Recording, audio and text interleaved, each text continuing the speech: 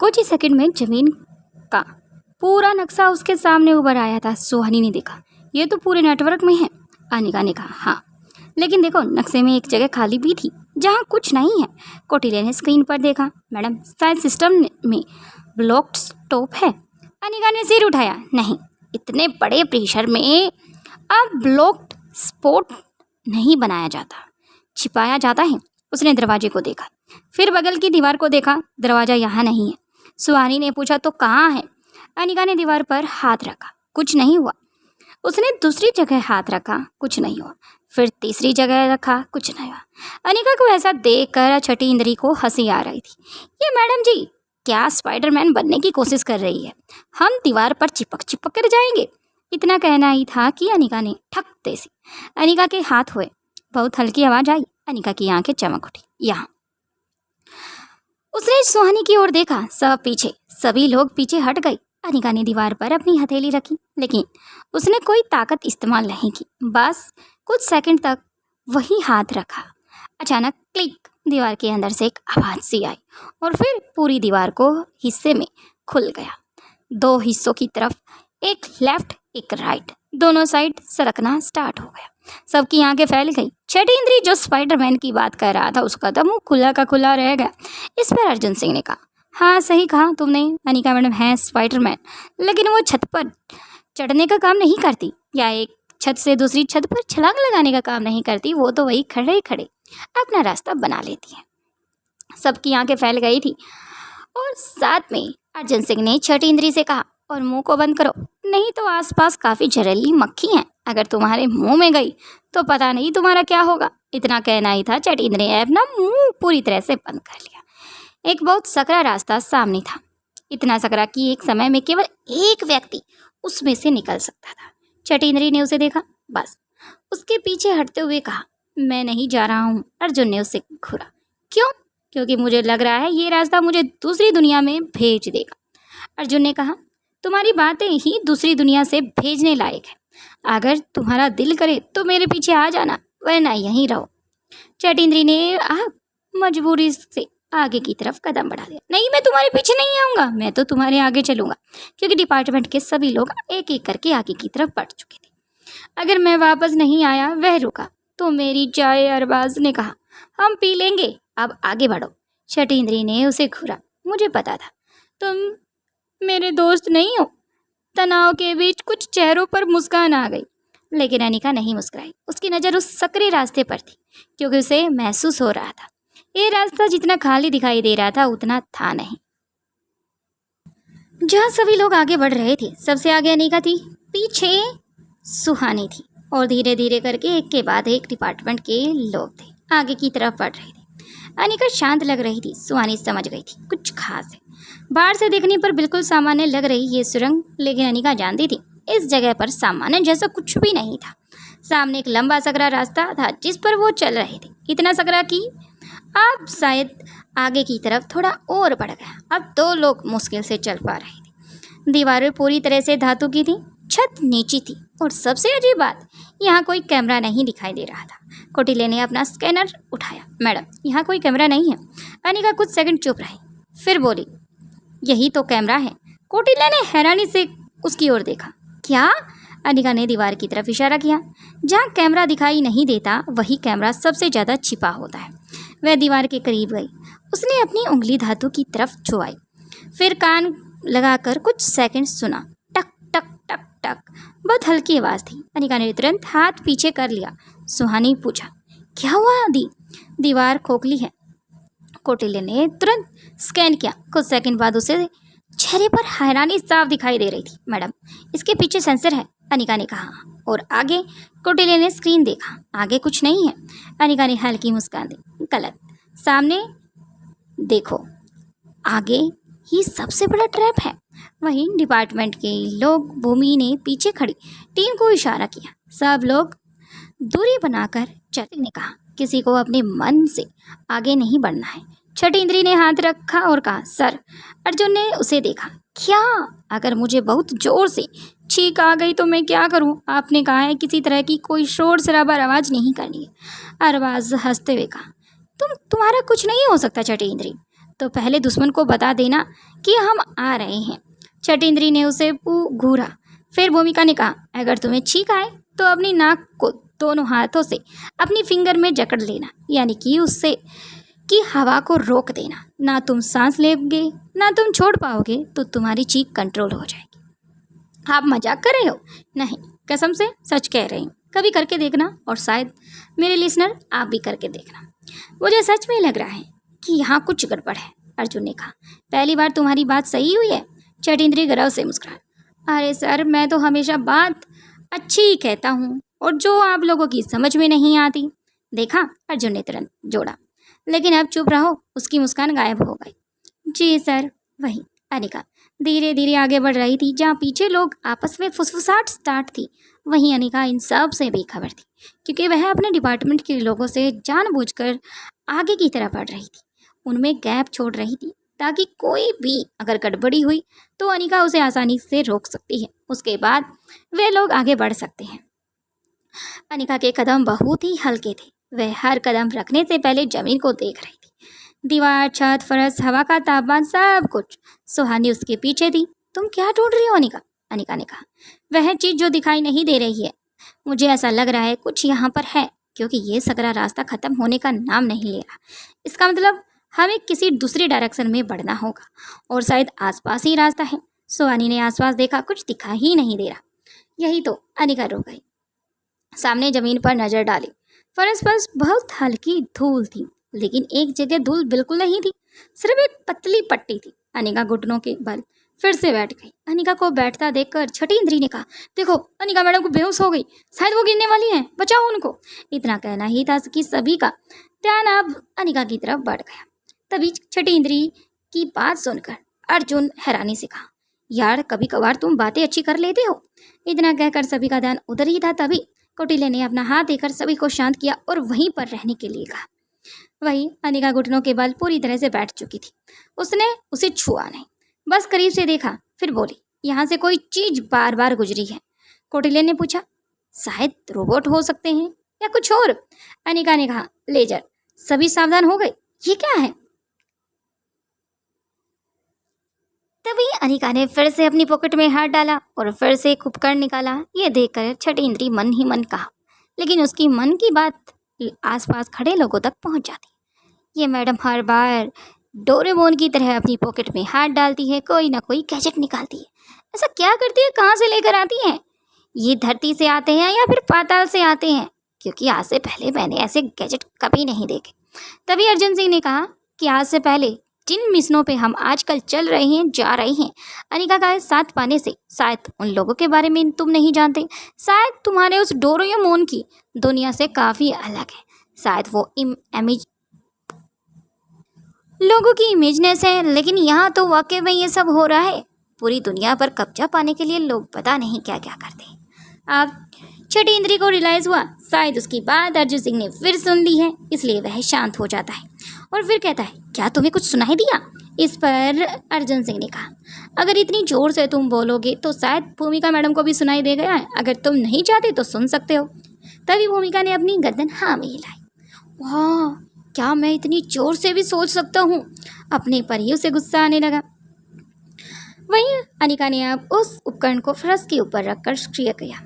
एक हल्की नीली रोशनी सामने फिर से फैल गई। कुछ दिखाई नहीं दे रहा था। फिर धीरे धीरे हवा में बहुत पतली रेखा उभरने लगी। 1, 2, 10, फिर दर्जनों। पूरे रास्ते में अदृश्य लेजर फैला हुआ था।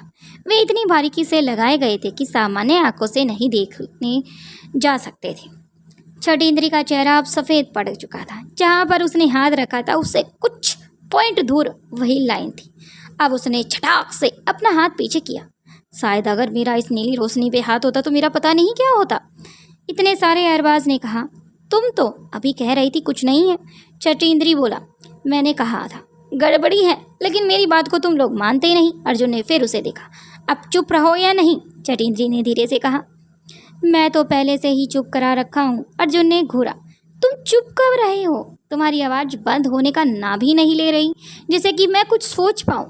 ओह सर, आपको इतना सोचने का अगर पता होता, समझ होती तो आप अनिका की मैडम के पीछे होते, लेकिन आप आप तो मुझसे ही सोच में डूब जाते हो। जो मैं सोचता हूँ आप तो मेरी सोच पर ही रोक लगा देते हो। उसकी बात कहकर वह चुप हो जाता है। आप कोटिले जो काफ़ी आगे खड़ा था उसके फेस पर हल्की सी स्माइल आ जाती है। वह समझ जाता है कि हमारे सामने कितने बड़े बड़े सिचुएशन आई, यहाँ तक कि जीने मरने की भी बात आई, लेकिन इस छठी इंद्री का कुछ नहीं हो सकता। लेकिन असली खतरनाक अभी सामने था। अनिका ने उन लेजरों को गौर से देखा। वे सीधी नहीं थी। हर 3 सेकंड में उनका पैटर्न बदल रहा था। सबसे हैरानी की बात यही थी। अनिका ने मन ही मन हिसाब लगाना शुरू किया। अगर उन लोगों को पता होता कि हम यहाँ से गुजर रहे हैं, शायद जो 3 सेकंड के अंदर गुजर रहे हैं वो स्पीड ना होती, वो कंटिन्यू बदलती रहती। अनिका ने मन ही मन हिसाब लगाना स्टार्ट किया। पहला पैटर्न 3 सेकंड के अंदर, दूसरा फिर 4 सेकंड के अंदर, तीसरा। उसने आंखें बंद कर ली। सिर्फ आवाज़ सुनने लगी, बिप बिप बिप, 4 बार। हर बिप के बीच लेजर बदल रहे थे। सुहानी ने पूछा, तुम क्या कर रही हो अनिका दी? अनिका ने आंखें खोली। इसलिए लैस समझ रही हूँ। ये मिशन इंसान की तरह सोच नहीं सकती, इसलिए इसकी हर चाल दोहराई जाती है। कौटिल्य ने तुरंत डाटा रिकॉर्ड करना शुरू किया। मैडम, मैं पैटर्न सेव कर रहा हूँ। अनिका ने कहा। नहीं। कौटिल्य रुक गया। क्योंकि अगर ये सिस्टम को पता चला कि हमने इसका पैटर्न रिकॉर्ड किया है तो ये अपना पैटर्न बदल लेगा। कौटिल्य हैरान हो गया। ये इंसान नहीं है मैडम, लेकिन है मशीन। लेकिन बनाई तो इंसानों ने ही है। कौटिल्य ने तुरंत रिकॉर्डिंग को फिर से बंद कर दिया। अनिका ने कहा, इसे लगेगा कि हम अभी फंस चुके हैं, लेकिन हम फंसे नहीं हैं। हम इनको भी चकमा देंगे। अब अनिका की बात पर कौटिल्य ने हामी भरी। तभी अनिका ने सुहानी की तरफ देखकर कहा, क्या तुम्हारे पास कोई मेटल का कोई टुकड़ा है? सुहानी इधर उधर देखकर सोचने लगी। तब उसे याद आया कि उसके सिर में हेयर पिन है। उसे निकाल कर अनिका के हाथों में थमा दी। उसने उसे आगे फेंक दिया। धातु का टुकड़ा हवा में गया। चटाक, एक लेजर सक्रिय हुई। फिर दूसरी, फिर तीसरी, फिर कुछ ही सेकंड में पूरा रास्ता चमक उठा। अगर कोई इंसान वहां होता तो उसके लिए बाहर निकलना लगभग असंभव होता। ऐसा होता मानो किसी पेल ने, किसी अदृश्य चीज ने उसे जकड़ लिया। उसे पता भी नहीं चलता और वो व्यक्ति मौत की नींद सो सकता था। लेकिन अनिका मुस्कुराई। समझ गई हूँ। सुहानी ने पूछा, क्या ये हमें रोकने के लिए नहीं है? सबने उसे देखा। अनिका ने कहा, यह हमें खास दिशा में चलाने के लिए बनाए गए। अर्जुन ने पूछा, मतलब? अनिका ने कहा, शायद हम उस रास्ते को चुन चुके हैं जहाँ से वो व्यक्ति जो यहाँ पर काम कर रहा है, जिसने ये बनाया है, जो लोग यहाँ से गुजरते हैं उनके लिए। अनिका ने सामने देखा। ये लेजर हमें रास्ते के बीच में नहीं आने देंगे, वे हमें किनारे की तरफ धकेलेंगे। और वही उसने दीवार की ओर देखा। अगला ट्रैप है। पूरी टीम एक पल के लिए शांत रही। भूमिका ने कहा, तो हमें बीच से नहीं जाना? अनिका ने सिर हिलाया। नहीं, हमें लेजर के साथ चलना होगा। अनिका ने अपना पहला कदम आगे बढ़ा चुकी थी, आंखें बंद करके अगला कदम। क्योंकि अनिका ने जो अभी आइडिया लगाया था, अनिका उसके ऊपर पूरी तरह से श्योर तो थी, लेकिन इतनी ज़्यादा नहीं। वह 100 में से 99.1% थी। अगर अनिका 1 पॉइंट भी कम होती तो अनिका उसका बस सिचुएशन को देखकर उसे आगे की तरफ बढ़ने की सोचती। अनिका ने सबको हाथ का इशारा करके पहले ही रुकने का इशारा कर दिया था, क्योंकि सबसे पहले अनिका अपना कदम रखना चाहती थी। अगर कुछ होता तो शायद अनिका यहाँ से बच सकती थी, लेकिन अगर डिपार्टमेंट के कोई और व्यक्ति इस चाल में पुना तो शायद वो कभी जीवित ही ना रहे। इसलिए अनिका ने सभी को पीछे रहने का इशारा किया। लेजर उसकी गर्दन के कुछ इंच पास से निकल गई। दूसरा कदम, एक और किरण उसके सामने से गुजरी। तीसरी, वह नीचे झुकी और चौथी उसकी अचानक घूमकर अपना सिर मोड़ दिया। सुहानी सांस रोककर देख रही थी। अनिका धीरे धीरे लेकिन बिल्कुल सही समय पर लेजरों के बीच से निकलती जा रही थी। वह भाग नहीं रही थी, वह लड़ रही थी। वह सिर्फ समय को पढ़ रही थी और कुछ सेकंड बाद वह आधे रास्ते तक पहुंच चुकी थी। उसने पीछे देखा। सुहानी, हाँ, मेरे कदमों को मत देखना, लेजर को देखना। सुहानी ने सिर हिलाया। वह आगे बढ़ी जैसा अनिका ने कहा था। एक लेजर अचानक से उसकी तरफ आई। क्योंकि अनिका जिन लेजरों को पार करके गई थी वो खत्म हो चुकी थी। अब जो बाकी थी वो अब सुहानी को जकड़ने का काम करने की कोशिश कर रही थी। एक लेजर अचानक से उसकी तरफ आई। सुहानी घबरा गई। अनिका ने तुरंत उसका हाथ पकड़ा और उसे अपनी ओर झट से खींच लिया। वहीं वह लेजर लाइट उनके सामने से होती हुई उनकी आंखों को आगे से बिना छुए निकल गई। दोनों को सेकंड के लिए शीते रह गई। सुहानी ने गहरी सांस ली। 1 सेकंड और, अनिका ने कहा, तो हम दोनों फंस जाते। सुहानी ने मुस्कुराकर कहा, लेकिन तुमने बचा लिया। थैंक यू दी। मैं नहीं, तुमने सही समय पर रुकना सीख लिया है। अब दोनों आगे आ चुके थे, लेकिन बाकी के टीम मेंबर्स पीछे लाइन में थे। जिन्होंने ये दृश्य देखा था, अब उनकी आंखें पूरी तरह से खुली की खुली रह गई थी। यहाँ तक कि छठी इंद्री का तो कपकपी के साथ बुरा हाल हो गया था। माथे पर पसीने की बूंदें आ गई थी, मुंह खुला हुआ था, आंखें फटी हुई थी। अब अर्जुन सिंह ने कहा, अब मैं जाता हूँ। वह कौटिल्य से आगे की तरफ कदम बढ़ाता हुआ आगे की तरफ बढ़ गया, क्योंकि अगर वह आगे जाता है तो उनकी टीम के लिए जो अभी लेज़र लाइटें हैं उनकी संख्या कम हो जाएगी। सब लोगों ने उसे कहा, ध्यान से सर। छठी इंद्री ने सामने देखा। सर, हाँ, मैं आगे नहीं आऊँगा। अर्जुन ने पूछा, ओके, तुम अभी वहीं रहो, क्योंकि मेरा काम है, मैं आगे जा रहा हूँ। मेरी ज़िंदगी बहुत प्यारी है। अरबाज हंस पड़ा। अच्छा है, कम से कम तुम्हें अपनी ज़िंदगी की कीमत का तो पता चला। छठी इंद्री ने कहा, और आपकी अरबाज? अरबाज ने कहा, हमारा क्या है, अभी हमारी तो शादी भी नहीं हुई है, तुम्हारे तो बाल बच्चे भी हैं, इसलिए तुम लास्ट में ही रहो। शायद जब तक तुम्हारा नंबर आए तब तक कम ही किरणें बचें। अरबाज ने आप धीरे से सांस ली और फिर मन में बुदबुदाया, मेरी जिंदगी का फैसला मैं खुद करता हूँ। छठी इंद्री ने कहा, और मेरा फैसला आप लोग कर रहे हो। अर्जुन ने माथा पकड़ लिया। चलो। अब अर्जुन सिंह आगे की तरफ बढ़ गया था। वह हर किरण के साथ पहला कदम कुछ नहीं हुआ, दूसरा कदम कुछ नहीं हुआ, तीसरा कदम अचानक उसके पैरों के पास से एक लेजर गुजरी। अचानक से उसने अपने पैर को अपने टो पर कंट्रोल कर लिया। पीछे से वह किरण निकल चुकी थी। सर, अर्जुन ने कहा। अब वह अनिका की तरफ बढ़ा। अनिका ने आराम से कहा, अर्जुन सर, तुम आप फिर से लेफ्ट पैर को उठाना। जैसा ही अनिका ने कहा, अपने राइट पैर को जमीन पर वापस रखकर लेफ्ट पैर को उठा लेता है, क्योंकि एक कदम बढ़ चुका था और एक किरण उसके पैर के नीचे से निकल चुकी थी। तभी अनिका ने कहा कि सर, अपने आप को थोड़ा सा बेंड करो। तभी अर्जुन सिंह ने अपने आप को थोड़ा सा बेंड किया। 2 किरणें ऊपर से जा चुकी थी। अब अर्जुन सिंह पूरी तरह से सेफ जोन की तरफ बढ़ चुके थे। तभी इंस्पेक्टर अब्बास ने देखा, पीछे से कंपन की आवाज आई। क्या कोई खतरा पीछे से आया? तभी उसने देखा कि छठी इंद्री का बुरा हाल हो चुका था। अर्जुन सिंह आगे जा चुके थे और अब बारी थी टीम के बाकी मेंबर्स के। इंस्पेक्टर अरबाज ने कहा, हिल क्यों रहे हो? छठी इंद्री ने कहा, मैं हिल नहीं रहा हूँ। अरबाज बोला, तुम्हारी आवाज क्यों कांप रही है? क्योंकि मेरी आत्मा हिल रही है। पूरी टीम के चेहरे पर हल्की सी मुस्कान आ गई थी। ऐसे ही अब उसके बाद कौटिल्य की बारी आती है। कौटिल्य भी ऐसे ही करके किरणों से बचता हुआ आगे की तरफ बढ़ रहा था। अनिका सबको गाइड कर रही थी। वहीं अब सेफ जोन में कौटिल्य भी पहुंच चुका था। अब भूमिका की बारी थी। अब भूमिका की आगे की तरफ बढ़ती है, क्योंकि काफ़ी हद तक किरणें कम हो चुकी थी। अब जो किरणें आ रही थी उन्हें अनिका फिर से गाइड करती है। ऐसे ही करके भूमिका भी कुछ किरणों को काटती हुई एक किरण बिल्कुल उसकी कमर से छूती हुई आगे की तरफ बढ़ गई थी। लेकिन समय रहते भूमिका ने अपने शरीर पर कंट्रोल किया और साथ में आज उसका जो फिगर था उसके काम आया।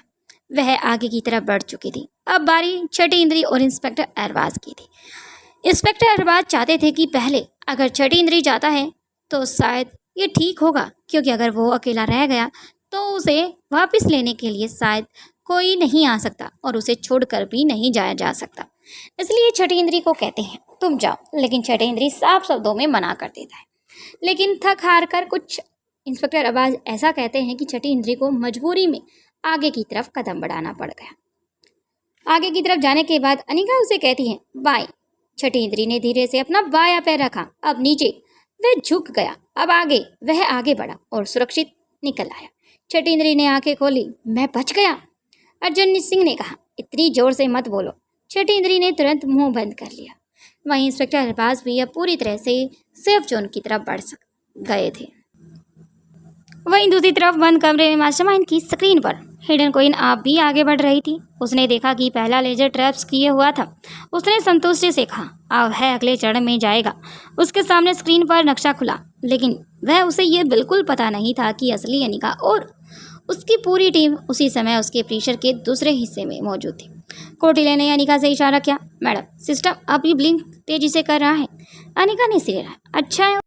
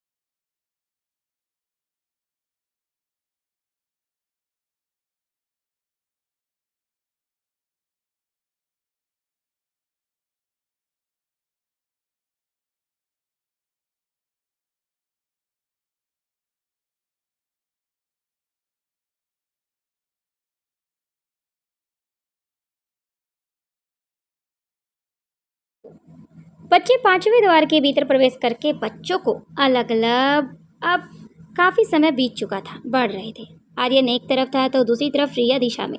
अलेक्जेंडर किसी और हिस्से में फंसा हुआ था, अब्दुल किसी और में। जोन भी एक दूसरे से अलग हो चुके थे, लेकिन इस बार ये बुलबुलिया पहले वाली नहीं थी। ये रास्ता स्थिर नहीं था। दीवारें कभी पास आती तो कभी दूर हो जाती, कभी चलती तो कभी खत्म हो जाती, और सबसे अजीब बात एक दूसरे को देख भी सकते थे। कई बार ऐसा भी मौका आता तब वो एक दूसरे को देख पा रहे थे। सबसे अजीब बात, हर कुछ देर में बच्चों के सामने एक नया रास्ता बन जाता, मानो पूरा पांचवा द्वार है उनके दिमाग को पढ़ रहा है। आर्यन एक सकरी सुरंग में आगे बढ़ रहा था। उसके कपड़े कई जगह से फटे हुए थे, चेहरे पर धूल थी, कई दिनों से ठीक से खाना तक नहीं मिला था। करण उसकी चाल में पहले जैसी ऊर्जा नहीं थी, लेकिन उसकी आंखें अब भी वैसी ही थी, तेज, सतर्क और शार्प, लगातार कुछ खोजती हुई चल रही थी। अचानक उसके सामने एक छोटा सा कमरा आया। कमरे के बीचों बीच एक मेज थी। मेज पर एक प्लेट रखी थी, गरम खाना, पानी और उसके पास एक छोटा सा संदेश, भूख लगती है तो खा लो। आर्यन कुछ पल खाने को देखता रहा। उसका पेट सचमुच भूख के ऐंठन से परेशान हो चुका था, लेकिन उसने खाना नहीं छुआ। उसने प्लेट को सूंघा और फिर मेज के नीचे देखा। कुछ नहीं। उसने पानी के गिलास को उठाया। गिलास के नीचे एक छोटा सा सेंसर चमक उठा। आर्यन की आंखें सिकुड़ गई। तो भूख की परीक्षा का हिस्सा है ये। उसने खाना जमीन पर रख दिया, जो पीछे हट गया। इससे पता चल रहा था बच्चे अपनी इच्छाओं को पूरा करने के लिए अपनी सोच को ख़त्म नहीं कर सकते थे। तभी कमरे की दीवारों पर एक संदेश उठा। तुम्हें अपनी ज़रूरत पर भरोसा नहीं है, आर्यन जवाब दिया। ज़रूरत और कमजोरी दो अलग चीज़ें होती हैं। अगला संदेश आया। अगर तुम्हारे साथ तुम्हारे भाई बहन होते तो। आर्यन कुछ क्षण चुप रहा, फिर उसकी आवाज़ नरम हो गई। तो मैं पहले उन्हें खाना देता। दीवार पर लिखा। अगर तुम्हारे साथ तुम्हारे भाई बहन हो तो। आर्यन कुछ क्षण चुप रहा, फिर उसकी आवाज़ नरम हो गई। तो मैं पहले उन्हें खाना देता। दीवार पर लिखा संदेश गायब हो गया। उसके पीछे एक छोटा सा रास्ता खुल गया। आर्यन मुस्कुरा दिया। तुम हमें भूख से नहीं, हमारे रिश्तों से परख रहे हो। वो दूसरी तरफ रिया एक बड़े से गोल कमरे में पहुंच चुकी थी। कमरे में चारों तरफ शीशे थे, लेकिन उन शीशों में उनका चेहरा नहीं दिखाई दे रहा था। हर शीशे में उसके लिए किसी भाई का चेहरा दिखाई दे रहा था। कभी आर्यन, कभी अलेक्जेंडर, और अगले शीशे पे एक अजनबी बच्चा भी दिखाई दे रहा था। रिया आगे बढ़ी। तुम कौन हो? शीशे में बच्चा मुस्कुराया। जिसे तुम ढूंढ रही हो। रिया की भौं सिकुड़ गई। मैं किसी को नहीं ढूंढ रही, मैं अपने भाइयों को ढूंढ रही हूँ, अजनबी बच्चे ने कहा। तो फिर मुझे छोड़ दो। रिया चुप रही। कुछ पल बाद उसने कहा, नहीं। क्यों? क्योंकि अगर तुम यहाँ अकेले रहे तो तुम्हें भी बाहर जाना होगा, तुम्हें भी साथ लेकर चलूंगी। अचानक सारे शीशे टूटने लगे। छन छन छन छन। रिया पीछे हट गई, लेकिन टूटे हुए शीशे के पीछे के करके छोटे छोटे दरवाजे दिखाई देने लगे। रिया समझ गई, सही जवाब किसी एक को बचाना नहीं था, सही जवाब था किसी को पीछे न छोड़ना। वहीं दूसरी तरफ अलेक्जेंडर एक ऊंचे से प्लेटफॉर्म पर खड़ा था। नीचे गहरी खाई थी, सामने केवल 3 छोटे पत्थर के प्लेटफॉर्म थे। पहला सीधे, दूसरा हिलता हुआ और तीसरा हवा में। अलेक्जेंडर ने नीचे देखा। ये तो आसान है। तभी आवाज़ आई, आसान? अलेक्जेंडर मुस्कुराया। नहीं, लेकिन मुश्किल भी तो नहीं है। आवाज़ बोली, पहला कदम गलत हुआ तो तुम नीचे गिर जाओगे। अलेक्जेंडर ने कहा, तो मैं पहला कदम नहीं उठाऊंगा। कुछ पल खामोश ही रहा, फिर एक दूसरा रास्ता सामने उभरा। अलेक्जेंडर हंस पड़ा। आप चाहते हो कि मैं डर कर चला जाऊं? अलेक्जेंडर के फेस पर बड़ी सी स्माइल आ गई। आप चाहते हो मैं डर कर जल्दी करूं? लेकिन मुझे जल्दी नहीं करनी, क्योंकि मैंने इन इम्तिहानों से स्थिर होकर सोचना शुरू कर दिया। जहाँ पहले मैं जल्दबाजी कर देता था, लेकिन अब नहीं। अपनी जेब से एक छोटा सा पत्थर निकाला, पहले प्लेटफॉर्म पर फेंका, कुछ नहीं हुआ। दूसरे पर फेंका, प्लेटफॉर्म घूम गया। तीसरे पर फेंका, वह नीचे गिर गया। अलेक्जेंडर ने कहा, तो रास्ता पैरों से नहीं, पहले दिमाग से पार करता है। वहीं उधर अब्दुल और जॉन भी आखिरकार एक दूसरे तक पहुंच चुके थे, लेकिन दोनों के बीच एक विशाल लोहे की जाली थी। अब्दुल ने जाली पकड़कर कहा, जॉन, हाँ, इसे तोड़ सकते हो? जॉन ने सिस्टम देखा। नहीं। अब्दुल ने पूछा, तो? जॉन ने कहा, हमें इसे तोड़ना नहीं है, हमें इसे समझना होगा। दोनों ने जाली को देखा, उसमें सैकड़ों छोटे छोटे छेदर थे। जॉन ने कहा, ये जेल नहीं है। अब्दुल ने पूछा, तो? शायद हम बच्चों तक ना पहुंच पाए। बच्चों को उन इम्तिहान को पूरा करना है। क्योंकि मैंने देख चुका हूँ, क्योंकि हमारे सामने कोई ऐसी चीज़ें नहीं हैं जिन्हें हमें पार करना हो, जिन्हें हमें आंसर देना हो। हर बार बच्चों के सामने ही ऐसी सिचुएशनें पैदा हुई हैं। अब मैं पूरी तरह से समझ गया हूँ, जानबूझकर बच्चों के सामने ये सब रखा जा रहा है, शायद उन्हें स्ट्रोंग बनाया जा रहा है। इतना सोचना ही था कि पूरी जाली की दिशा बदल गई। अब्दुल पीछे हट गया। ये क्या हुआ? जॉन मुस्कुराया।